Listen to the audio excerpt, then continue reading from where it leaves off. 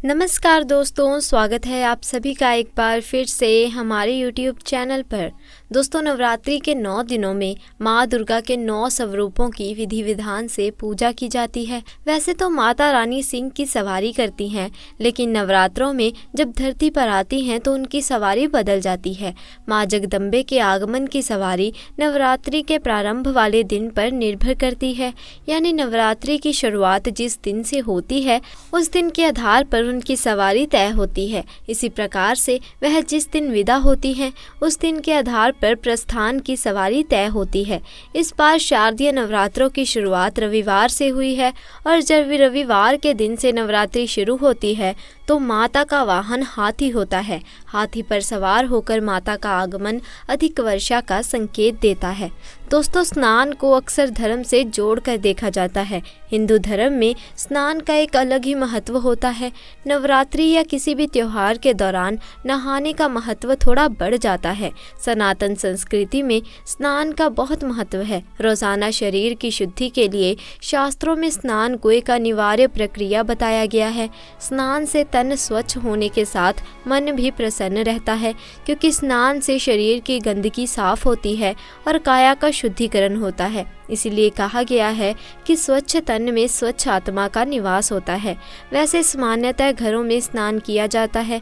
दोस्तों, सच्चे हृदय से कमेंट बॉक्स में लिखें जय माता दी। माता रानी आपके सभी कष्टों को समाप्त करे, आपकी झोलियां खुशियों से सदैव भरी रहें। आज की कहानी बहुत ही ज्ञानवर्धक है। अगर आपके घर में धन नहीं रुकता तो नहाते समय औरतें यह उपाय ज़रूर करें। अचानक धन की प्राप्ति होती है। इसके अलावा जो औरतें कपड़े खोलकर नहाती हैं, अर्थात उनके लिए भी खुशखबरी है। मित्रों, एक समय शिवजी महाराज पार्वती के साथ हरिद्वार में घूम रहे थे।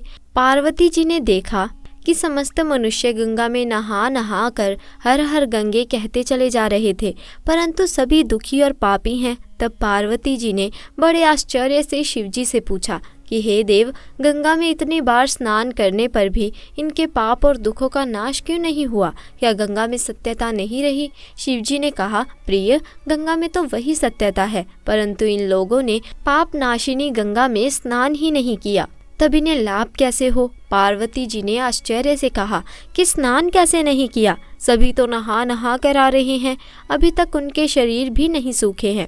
शिवजी ने कहा, यह केवल जल में डुबकी लगा कर आ रहे हैं, तुम्हें कल इसका रहस्य समझाऊंगा।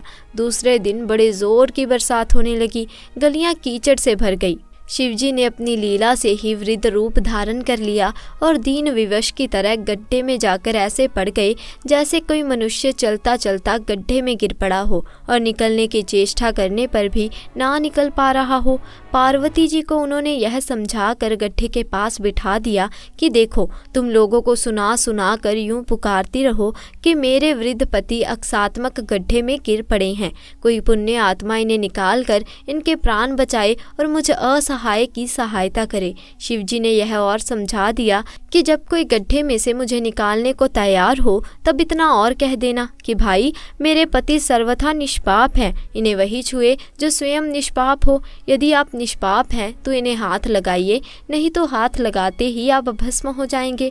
पार्वती जी तथास्तु कहकर गड्ढे के किनारे बैठ गई और आने जाने वालों को सुना सुना कर शिवजी की सुनाई हुई बातें कहने लगी। गंगा में नहाकर लोगों के दल आ रहे थे। सुंदर युवती को यूं बैठे देख कईयों के मन में पाप आया। कई लोग लज्जा से डरे तो किसी को कुछ धर्म का भय हुआ, कई कानून से डरे। कुछ लोगों ने तो पार्वती जी को यह भी सुना दिया कि मरने दे बूढ़े को, क्यों उसके लिए रोती है। और कुछ दयालु चरित्रवान पुरुष थे, उन्होंने करुणावश हो युवती के पति को निकालना चाहा, परंतु पार्वती के वचन सुनकर वह भी रुक गए। उन्होंने सोचा कि हम गंगा में नहा कर तो आए हैं, परंतु पापी तो हैं ही, कहीं अच्छा करते करते हाथ ना जल जाए। बूढ़े को निकालने के चक्कर में इस स्त्री के कथा अनुसार हम भस्म ना हो जाएं। किसी का साहस नहीं हुआ। सैकड़ों आए, सैकड़ों ने पूछा और चले गए। संध्या होती चली गई। अब शिवजी ने कहा, पार्वती, देखा आया कोई सच्चे हृदय से गंगा में स्नान करने वाला। थोड़ी देर बाद एक जवान हाथ में लौटा लिए हर हर गंगे करता हुआ निकला। पार्वती ने उसे भी वही बात कही। युवक का हृदय करुणा से भर आया। उसने शिवजी को निकालने की तैयारी की। पार्वती ने रोककर कहा कि भाई, यदि तुम सर्वथा निष्पाप नहीं हो तो मेरे पति को छूते ही जल जाओगे। उसने उसी समय बिना किसी संकोच के दृढ़ निश्चय के साथ पार्वती से कहा कि माता, मेरे निष्पाप होने में तुम्हें संदेह क्यों होता है? देखती नहीं हो क्या, मैं अभी गंगा में नहा कर आया हूँ। भला गंगा में गोता लगाने के बाद भी कभी कोई पापी रहा है? अब मैं तेरे पति को निकालता हूँ।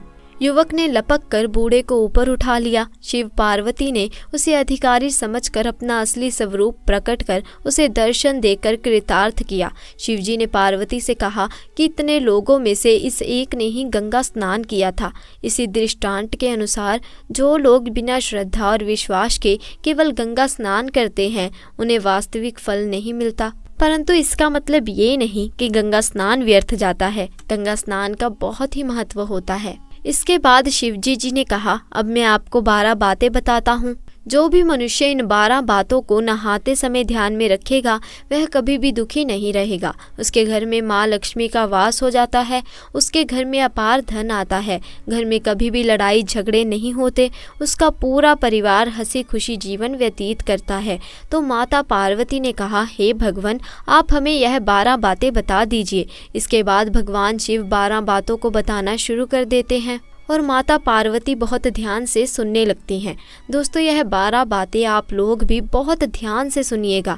इसके बाद भगवान शिव कहते हैं, प्रिय, यह 12 बातें बताने के बाद मैं आपको एक बात और बताऊंगा, और जो औरतों के लिए है, जो औरतें कपड़े खोलकर स्नान करती हैं, उनके लिए यह बात बहुत ही महत्वपूर्ण है। तब शिवजी अपनी वाणी को शुरू कर देते हैं और बताने लगते हैं।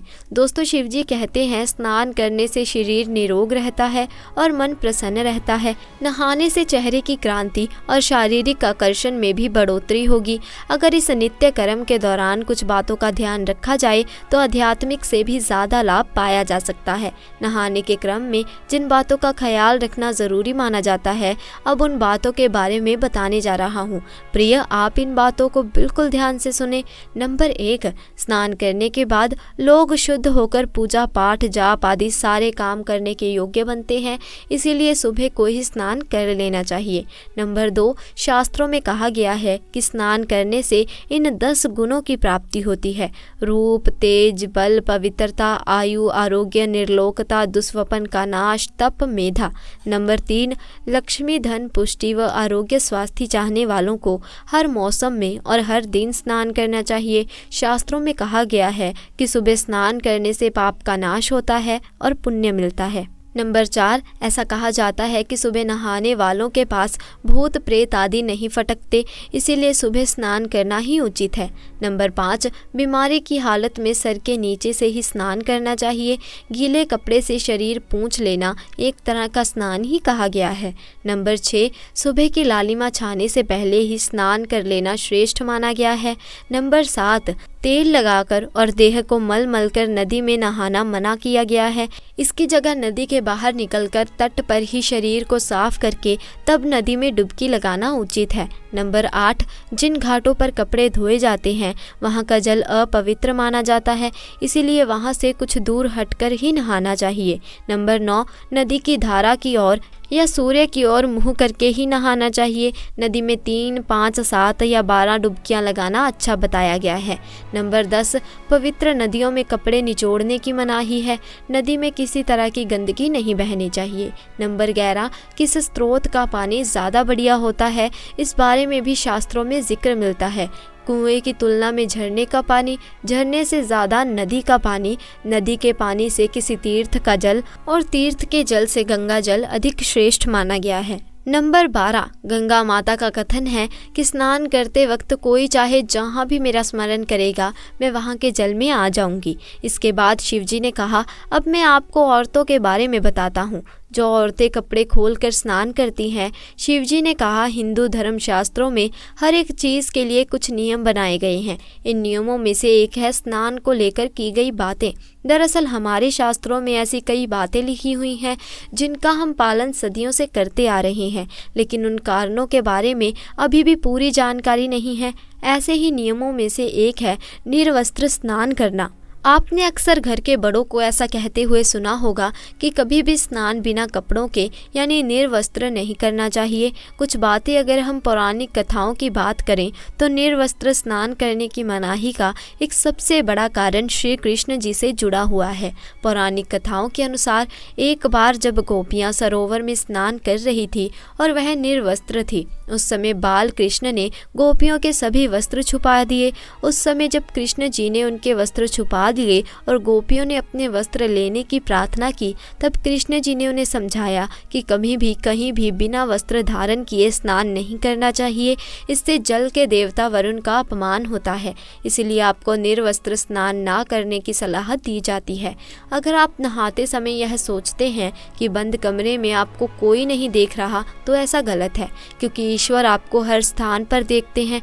यदि आप निर्वस्त्र होकर स्नान कर रहे हैं तो यह मुख्य रूप से जल के देवता वरुण का अपमान करने जैसा है।